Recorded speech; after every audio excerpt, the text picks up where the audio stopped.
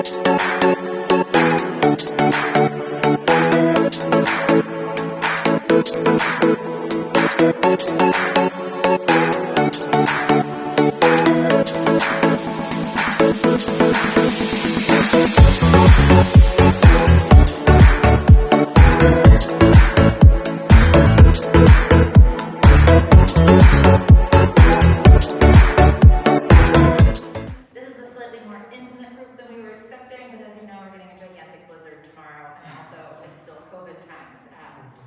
I'm so excited to have Juan Omar Rodriguez, the curator of Vernacular Glamour, here with us tonight.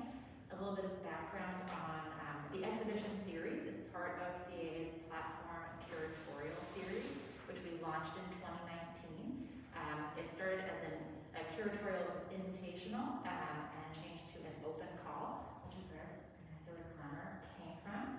It's been an almost year-long process from proposal to actual exhibit coming to fruition, and it's been so wonderful to work with Juan Omar, our assistant director, Candace Ben-Carey. / videographer. Sorry, what? Said / videographer. Yes, we all wear many hats here. Candace Ben-Carey, Rebecca Schnapp, our former assistant director, and also Kylie Richards, who is our marketing and operations manager. Before I hand things over to Juan Omar, I do have to thank our sponsors, Artworks and Bird Coop. They make all things possible in allowing us to provide a stipend for the artists, the curator, and produce a catalog, which I don't have an example right in front of me, but there's one over there. And if you want to purchase them, we have them available for sale tonight for $20. No tax. But the exhibit is up through February 19th. And tonight we're going to hear from Juan Omar about where the idea for Vernacular Glamour came from, what inspired the exhibit, and maybe a little bit more about the artists. Yes. Yeah? Perfect. Take it away. Okay. Hi everyone, welcome again. My name is Juan Omar. I'm the curator of this exhibition. So Vernacular Glamour has been in the works for about 2 years, actually. This idea started percolating when the pandemic started. At least in Boston in earnest in March 2020, when a lot of us were shifting to remote work. I was seeing that a lot of artists, a lot of colleagues were spending a lot of time online and just being more open to connecting for the first time virtually. And so I had been following some artists on Instagram for a while, whose work I really enjoy. I haven't been able to see their work in person or meet the artists in person. And originally I felt reluctant to reach out to them because I'm like, oh, I will talk to them when I go to their cities and can actually connect with them in person. But with everyone kind of being online more often, I was able to connect with these artists, have conversations with them about their work, and just notice a lot of trends and themes emerging in their work. So, this idea of craft in their practice, and then thinking about the hierarchical distinctions in art, about what is fine art, so photography, painting, sculpture, etc., and then what is considered just some material culture, for example, and not fine art. So these artists were using craft materials and techniques as a way to kind of interrogate that distinction, but also to think about the way that things are gendered. So while these artists were, not men, they were either women or non-binary, and so they were really thinking about what it means to be an artist working with these materials as a person who is gendered as other. And then another thing that emerged in some of the work was this idea of desire, and the way that desire was very generated in artwork. And it's underrepresented. Well, a lot of art history is shaped by a specific kind of desire, but the desire of these artists who were mostly queer, non-binary, and women as well, is not as represented in the canons of art history. And so that was something else that I was thinking a lot about. Just like, okay, material, desire, experience, this is all very valuable, but it's not as well represented in the records of art history, in the records of material culture as well, just the archives. But even though it's underrepresented in official accounts of art, I was also realizing that a lot of artists have been doing this work for a while. And so Glamour kind of is thinking about these artists and this lineage of artists working in this mode, but also thinking about the history of glamour itself.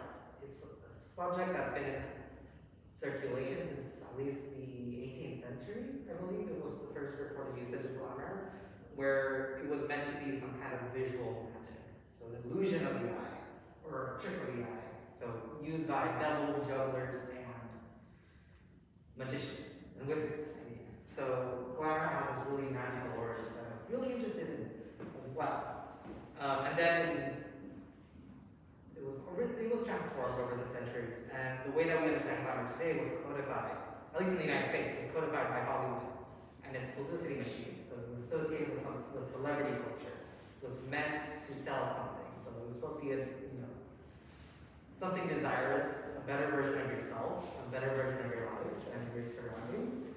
And so with the title of this exhibition, Vernacular Glamour, that's kind of already positioning glamour as something that's outside of everyday life, outside of the real. So thinking about the magical origins and then the celebrity associations with glamour. But that's not true exactly in the art world. So at least since the 1960s, a lot of artists of humanitarian identity, specifically Latinx artists, is what I'm interested in, have been using glamour to critique normative ideals of beauty, of desire, and also of just like ideas of leisure and wealth, and how these are usually seen as exclusive domains of living. So that's kind of like the history that the title at least is trying to trace, which is like glamour is not inherently a product or suspect. It can be a strategy to critique, but also to then bring attention to the inherent value of specific identities and experiences. I made a little jump there, I think I have this rehearsed. But there's also like a lot of other thinking that this kind of argument is based off. So I've been specifically thinking about Amalia Mesa Baines. She's a Chicana cultural theorist and artist and scholar. She coined this theory or this term domesticana in the 1990s to discuss the ways that Chicana artists were engaging with the domestic sphere and creating artwork pulled from the everyday, from altar maintenance practices, from home embellishments, self-fashioning and style, and medicinal practices, and making art with these things. But these practices went under-recognized since the 1960s until the 1990s, when she, as an artist, created language to talk about this in art criticism. So I'm still thinking about the ways that, talking about glamour, talking about craft, talking about experiences of people who are non-binary, who are queer, who are Latinx, and racialized in other ways, still remains novel, still remains like underrepresented in art criticism of the United States, even though artists have been doing this kind of work for decades. So that's kind of like the historical context and the stakes of this exhibition. But this exhibition, instead of being a chronological survey of glamour in the United States or glamour among Latinx artists, is thinking about glamour today. And thinking about specific generation, I guess, of artists who are still kind of emerging and under-recognized, and how they're using these techniques to just celebrate themselves, I guess, and to try to imagine other ways of being, and using the symbols and modes of leisure, of wealth, of value, to again celebrate their own experiences, but also the experiences of people they care about and love. So that's a little bit of background about the exhibition. And I guess, so that's the harder part. The vernacular kind of comes in where I'm thinking about the very localized experiences of all these artists. So thinking about how they're pulling from LA, for example, thinking about New York, thinking about Chicago, but also thinking about the specific positions of power and oppression, I guess, that they're situated within. So either being non-binary, being women artists, being black, being mixed race, being queer, being straight, and how that informs the kind of content that they decide to uplift. But also thinking about vernacular in terms of the everyday, so the materials that they're pulling from, and the specific geographic references and material history of a place that they're pulling on. And so I guess with that, we can transition to this video work by Ginger Q. You can all come a little closer. So the title of this piece is Cabroncita, which is, I'm not really sure how to translate it, but it's like a term of endearment to my language, like a badass. And the artist, ginger hue works a lot with neon. And maybe some of us know, some of us might not know, but neon is kind of an industrial material. It's the fabrication of it requires working with workshops. And this field, because of the kind of manual labor required, is usually dominated by men. And so she, as a women artist, is thinking about the gendered kind of, what's the word? I guess just imbalances of neon. But then also thinking about neon and its use. So neon, at least in the United States, was introduced in 1924 in LA when the Packard car dealership bought some neon signage. So there's like this idea of, advertising using neon, which then brings us to think about advertising generally and especially about cars specifically, and the way that a lot of advertising for cars usually sometimes pair a car with a female or a woman model who's dressed very scantily and is using sex appeal to sell the car. So this is specific kind of like use of desire used in car advertising, but also thinking about drag racing. LA is also a very important place in the history of drag racing. I can't speak about that much, I just know that it is a reference point in the history of drag racing. And so that's something else that the artist is thinking about, just like the way that, what's that movie? Fast and Furious? Where they have the cars, the person who tells them to go is usually a model wearing bikinis that drops a flag, and that's her being just, doesn't really have any character. It's just there to continue the plot narrative of that movie. And so anyway, so that this video is kind of reversing the power dynamics of these different spheres of culture and entertainment, and just like having these three characters shifting through all these different roles. Yeah, they're muses, they're posing, they're feeling their sensuality essentially, but they're also like lawyers.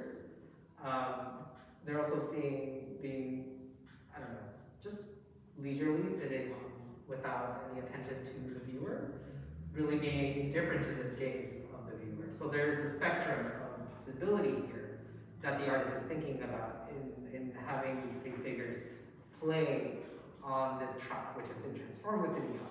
So again, thinking again about symbols of masculinity, symbols of losing my train of thought, but essentially transforming the symbol that has very masculine associations in popular culture with these pink flames. So it's neon, but it's pink, it's fiery, so it's like playing with a lot of different gendered associations in ways that aren't as easy to read in any gendered way, I guess. Yes. And I guess we can move on to another work. So we can spend some time looking at this work by Vera. The title of the work is Morimos Soñando.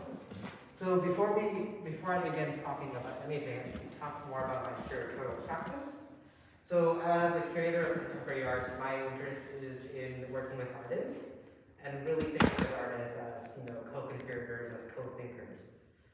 Something else that I'm committed to as a contemporary art curator is just encouraging more people to feel comfortable talking about contemporary art. I have, this commitment or this thinking that everything has value, but because everything has value, unfortunately, in the mainstream, I guess, base of things, most people think that nothing is meaningful then, because everything is valuable. But for contemporary art, because of the specific kinds of movements that have affected how most people think, what contemporary art is, so thinking about minimalism specifically and conceptual art, some people feel afraid to talk about anything that is quote-unquote contemporary. So, and this show is not exactly minimalist, and while there's like some, lots of levels of concepts and conceptual thinking, sometimes it's not about the material, it's more about the idea. This exhibition is grounded in work that is very rich in texture, and color, and form. And so I think it's a really great exercise to start thinking about interpreting contemporary art. So please come closer. Please come closer. Spend a few minutes looking at this work of art, and then I'll open it up for y'all to tell me what you're seeing. And we can talk about these things as we bring them up, if that makes sense. So, a few minutes, just silent, looking. Feel free to move closer, move away, walk around. This work is big enough, it calls for kind of a bodily engagement, so please look around.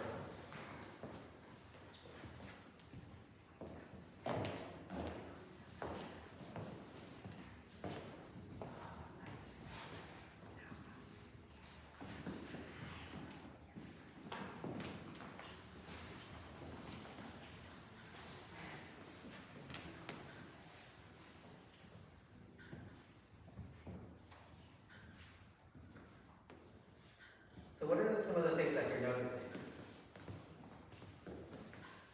Tim?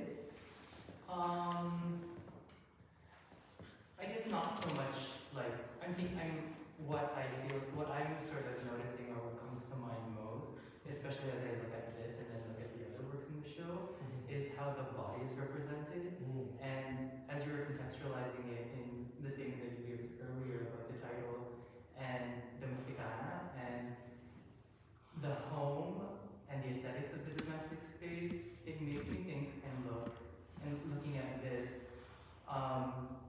at the body in a way that isn't about sexuality. Like, it is sexual, sure, but it's also more about like being indoors and being comfortable and like not dressing up because you don't have to, and also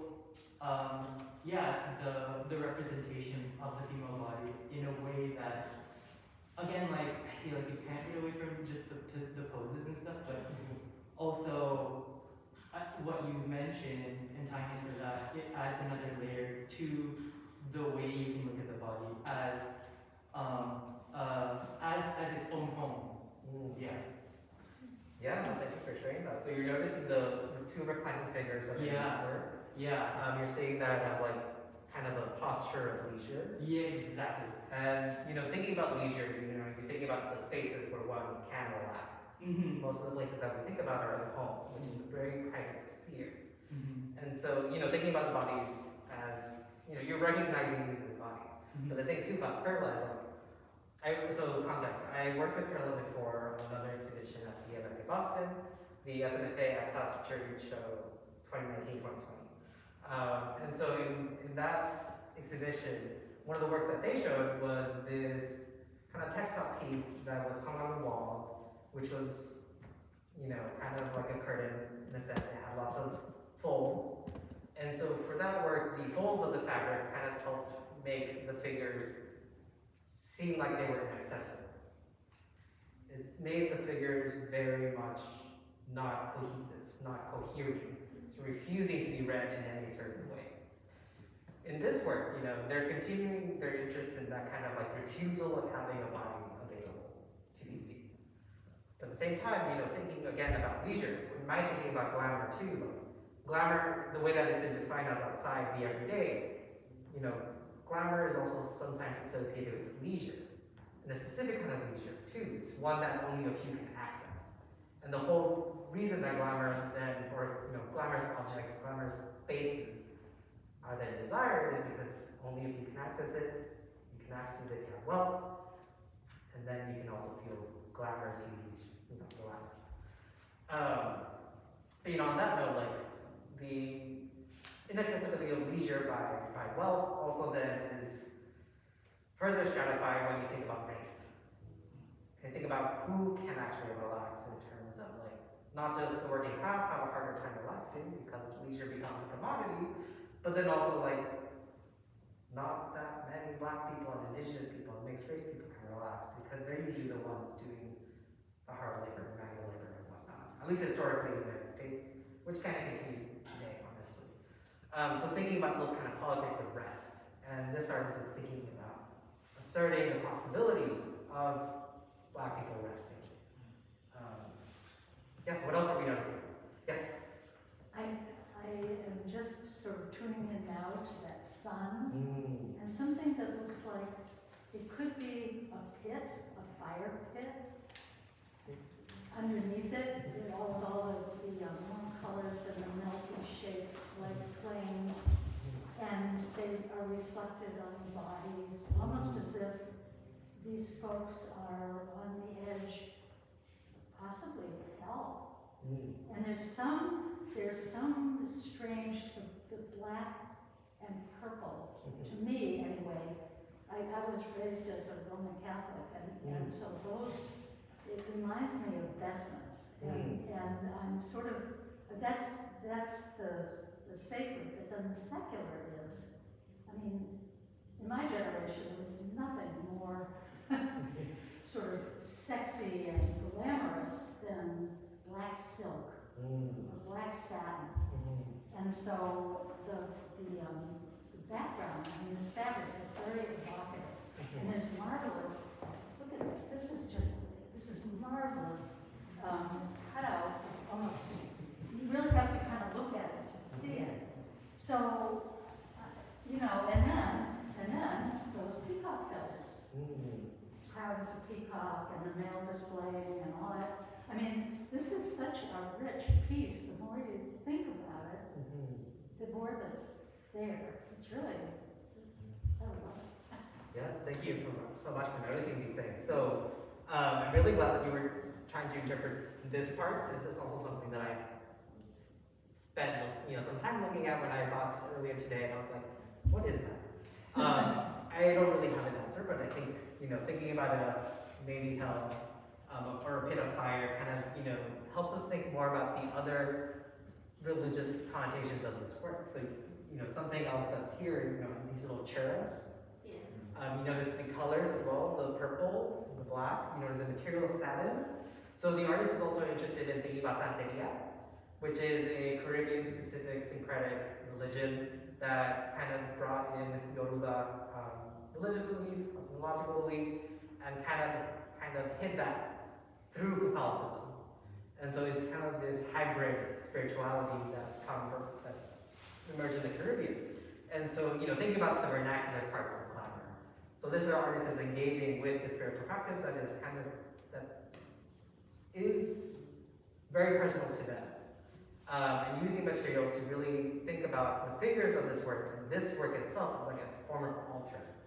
And again, thinking about the powers of veneration, thinking about value, using the glamour of the spiritual to invest these figures with value. But also the material, making this kind of a sacred kind of space, even though it's also, going back into the secular, and thinking about where the everyday can become divine, in a sense.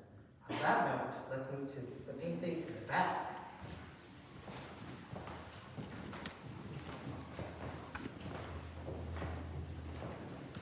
So this is a mixed media work by Maria Ivana. The title of the work is Victorious, and just as we spent some time looking at Parallel's work, I invite you all to look at this work for a few minutes, and then we can start talking about it.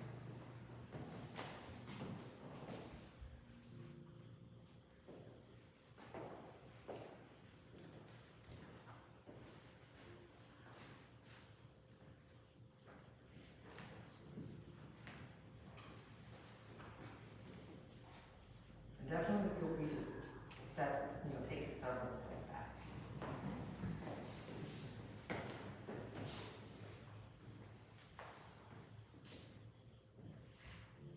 All right, so what are some of the things that people are going to say? You can don't have to raise your hand, you can just say it. I guess the halos, when I was first looking at this piece, and I guess I was thinking about it more because So we're noticing these areas around the heads of a lot of the figures, gold leaf, and reading them as halos. Yeah. What else do we see? I feel like some of the beading and the figures are also in the rainbow. Evoke more sense of innocence or childlike wonder. Some other material that you Okay, so we're thinking about the imagery of the halos, we're thinking about the materials in the work and the associations that come to them by grounding the material in our personal experiences. Wonderful. So, any other things that come to Can I also go off of that, the piping of the material also like very much reads like cake icing, or like cotton candy, or something like that, not like this behind your Yes. So we're thinking about the edibility of this painting. Really seeing the way that the artist has applied paint in a way that almost imitates the frosting of a cake. It isn't frosted. It's not frosting. If it was, I mean, that would present some preservation concerns, but it would be exciting to think about artists. I mean, there are artists who use food in their work, but that's an issue presenting it institutionally. In Cambridge right now, edible work Really? at CCTV. Oh, Yeah. Mhm. How are they considering that? I don't know. Yes. So we're noticing a lot of very rich materials in this work. This is a work that I think we could spend multiple hours talking about, honestly. This artist really likes thinking about layering meaning in their work and really pulling a lot of different references. So Maria Yolanda is really interested in kitsch. She's interested in music videos and thinking about rappers and thinking about celebrities and Instagram influencers. She's thinking a lot about consumption, and just like thinking about like, you know, like not what's the word, metaphors of like food and race and how you describe people sometimes. But also thinking about like the ideas of consumption in terms of like exotification as well, of places, and materials, and people. And again, like she's interested in kitsch and really likes to use a lot of materials that come from the crafting world, and using them again in fine art context, and thinking about that divide between kitsch and fine art, and like lowbrow, highbrow, and who defines these hierarchies and who they serve. So, you know, thinking about this painting titled Victorious, it's referencing a painting from the 18th century by Francois Boucher, titled Triumph of Venus, and the painting features the goddess Venus lounging surrounded by a lot of nymphs in this kind of pastoral landscape. But instead of having these nymph figures, the artist is replacing them with the silhouettes of bodybuilders, Instagram influencers, rappers. So I think Cardi B is usually a main source of inspiration for a lot of the silhouettes in these figures. But we can also think about Missy Elliott, we can think about Lizzo, and a lot of other women artists who are seen as plus sized. Some of them are fat. Fat is not a bad word. And just thinking about the ways that some of these women, to be prominent figures, have to put on a facade of being brave, or even if they're not actually quote unquote brave, their willingness to be seen in public or have a platform is read by some people as brave. So, but then again, like also thinking about bodybuilders specifically, and the way that they take control of shaping their own body, and go to the extremes of defining what feminine is by doing something that's quote unquote masculine, which is gaining muscle. So thinking about like these extremes of femininity, these extremes of desirability, and the possibilities of the body. Thinking about glamour as an aesthetics of transformation. Thinking about artists, not artists, people who are deciding how to present their body and how to shape it in different ways, either bodybuilding, but also thinking about cosmetic surgeries as another extreme of body transformation. And then again, thinking about kitsch, thinking about craft material, these figures are all without faces. They're without any discernible body. There's no flesh in these works. Instead, it's ornament. So ornamentation is really, it becomes kind of like embodied, becomes carnal in this work. But then also, craft materials become divine. They become consecrated in a way because these figures made of ornamentation, the body is an ornament. It also is celestial. And so there's this really rethinking again about hierarchies, thinking about what is divine, what is celestial, what's secular, and how we make meaning of these associations and how we treat them, I guess, when we read them as just everyday, perhaps disposable, or read them as celestial, divine, worthy of liberation. Yes. First of all, I just love how you're like inviting us to ask and engage and think through like how we're seeing this work. And I guess my question is, I think you started to get to it at the end, is about the like ornament and textile, and I'm more of a process person, less of a I don't know. Sometimes I don't think so carefully about work, and I'm more like in this piece especially, it's just like how the process and like. And I'm curious if you could speak at all to those artists, like is the meticulous, repetitive, like multiples kind of thing that's happening, if that means something, or if that's just the style of work that they have to create, or what? Yeah, so this artist normally works in a bit smaller scale. Okay. And so those smaller scale works, we Yeah. can really dive into Okay. filling it out. Yeah. This is the biggest work that this artist made, and she started 2 other paintings that are going to be part of the series. So for this, I think she started out with probably some sketches. I think she started painting a little bit of it, then some beading, and then the rest of the embellishments with the borders, and then hot gluing some more of the beads and rhinestones and whatnot. And the final ones, I think, were the pipe painting.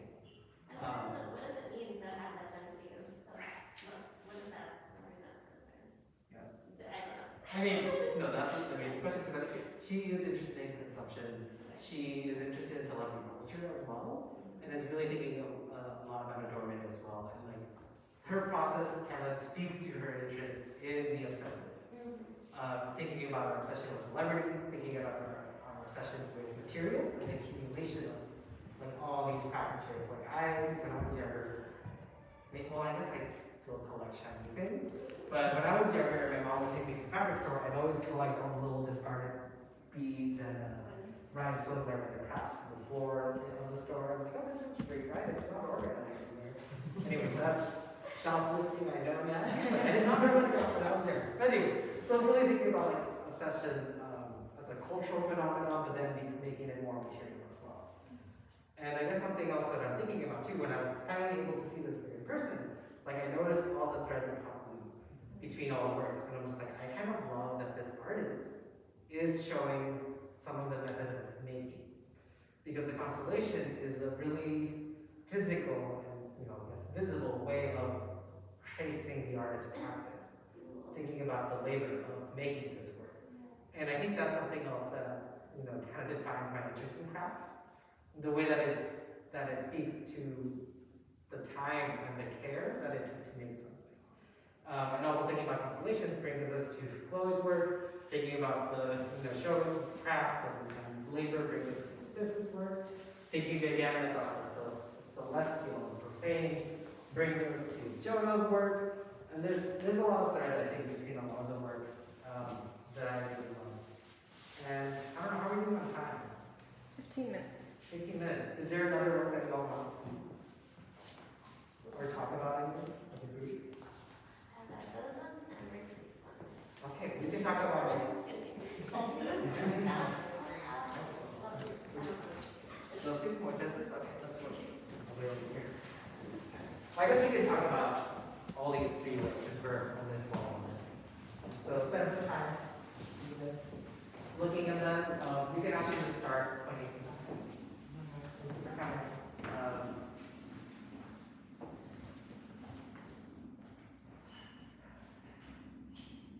I look at their books.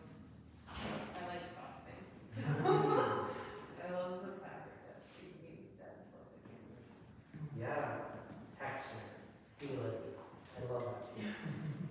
Something else that I've been thinking a lot about. This is very new in the artist practice, using faux fur in their paintings. So before this series, I think most of the paintings I had seen by this artist were on canvas. They've been doing like compositions where everything's glitter, including the background, the furniture, all these other things. And more recently, they've been doing just the figures glitter. And so something that I really like to think about this is like this figure is emerging or receding into this sea of fur, this very soft ground. And so it gets us to think more about softness. Things, it kind of evokes a lot more about the flesh. And then it's just like, okay, well, this body is made of glitter, which is in mass is like a very coarse material. But then it becomes supple flesh, based on the coloration of the contours. You get this more sense of bodily physicality. And I think that's complemented even more with the soft ground that the bodies are emerging from / diving into. It's just so luxurious. There's a big echo there. Yes. How these bodies, I was struck by how they are so far back in the piece. And in this too, there's like an interesting foreground, background thing. Yes. I was especially struck by this part. Because when I only saw this work first as an image, and so it's hard for me to tell how the artist made this. I'm like, is this glitter applied to a board and then fur is applied around it, or is it like a panel over just a field of fur? And it's it's a board with glitter on a board, but it's just that back and forth between what is foreground, what is not, is also possible because of the material of the work. And it gets us to think more about the way that in some other paintings, thinking about this painting where the body is glitter, again, the craft material, this decorative motif, this thing that is sometimes otherwise seen as irritable or irritating, is a body, and becomes something of value as well. I would just like to say that when these works arrive to us, one of the Jasper was saying that he really wanted to, everyone looks at it and I want to pet it, but then he had this feeling of wanting to comb it, and there was this level of care that was expressed to the work, and it made me kind of feel like there's also this level of care to these queer bodies in a way, and similar to kind of what Perla's work, just the materiality that they're using kind of expresses that, especially with the satin. I mean, we were ironing the satin a little bit. It was just kind of, it's interesting to have that experience with the work. Yes, and it's that kind of care that again is something that really, I hope, comes out through a lot of the works in the show. For Moises, some of the paintings that they made before this series, they crochet a border, right? And so the painting wasn't finished until they crocheted that border. And so there's this extra level of framing your work that it shows the kind of care that you're putting into it. And a lot of the figures in the work are self-portraits. So again, really thinking about self-love and the way that some of these bodies aren't seen in a lot of mainstream media. So just taking ownership about how you are going to perceive yourself and present yourself, but also present the ones you care about, which can include yourself, should include yourself, right? And the crochet element still continues in this body of work through the roses that decorate. So thinking again about adornment, thinking about these kind of spiritual practices of upkeeping spaces of worship, which includes laying flowers, which includes putting food and libations, and a bunch of other things that again is kind of a little emblematic of a care ethic. I've been staring at the roses, trying to figure out what my connection is to them. So now we're talking about care, it really reminds me. The roses and the star brooches or earrings. It reminds me of things my abuela used to make or used to wear. With the crocheted roses, with the silk leaves that are attached to them, and the brooches, it all comes back to that. And that's now my connection. Thank you for sharing that. What is the harness about? The harness is, okay, so the title of the work is Femdom. So I guess it's referring to a specific subgenre, I guess, of sex work, dominatrix specifically. The artist is non-binary as well, so they were assigned male at birth. And thinking about their transition into a non-binary gender, they're thinking a lot about femininity And the way that, as you know, I kind of maybe alluded to earlier, like femininity is often disregarded in the art world. Anything read as feminine, anything read as craft, because of its association with femininity, is not valued as other types of art that are read as more masculine. And so it's the same thing with like identities of queer people sometimes. Like, as someone assigned male at birth, they would probably get a lot of attention, desire, I guess, if they presented more masculine. So this is thinking again about another extreme, I guess, of being femme in the queer community. So at least that's one of the interpretations I'm pulling out of it. I could be wrong. This is something you should ask the artist as well. But that's the thing that I'm reading about the artist too. It's just like making fun of some, I guess, accoutrement that in certain queer circles or in kink lifestyles are read as more masculine, but presenting it as more feminine. But then also there are, it's playing with a lot of different associations and things, I think. And again, the gendering or desire and the way that gender identity can affect the politics of desire.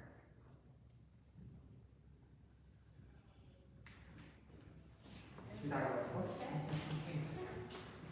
This photograph. So, this is photographed by Juan Omar.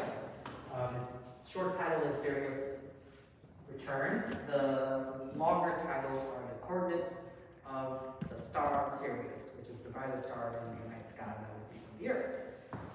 So in the image we have the likeness of the artist, kind of like being a bridge between the earthly and this otherwise celestial space. But at the same time, this work is a digital collage, digital image that they printed out. And we have all these like butterflies around creating this like orb of some kind of power, some kind of energy. And this artist, or this figure is reaching across. And thinking about some of the other artists, again thinking about blurring the profane, the secular, and the spiritual and celestial. But not just like spiritual, celestial, the heavens, but also like actual space. And thinking about the possibilities of going beyond the current times that we're in, the current places that we exist, and kind of really getting at the fact that glamour becomes necessary because the here and now is limiting to a lot of different people, and glamour is a strategy by which to access other possibilities of being, of desiring, and relating to other people like this. Like the old version of glamour. Yes. Yeah. Magic. Yes. But again, thinking about magic and glamour, as I've been talking a little bit, I'm just really trying to get at the way that glamour takes work. It's not just magic that happens naturally. So again, the modifier of vernacular glamour, getting at the way that a lot of this is hard work, and it comes from the everyday. It's possible to access other modes of being through diligent practice in the here and now. Okay. I think that's it for our talk. Your time. Are there questions about the exhibition generally, about specific works?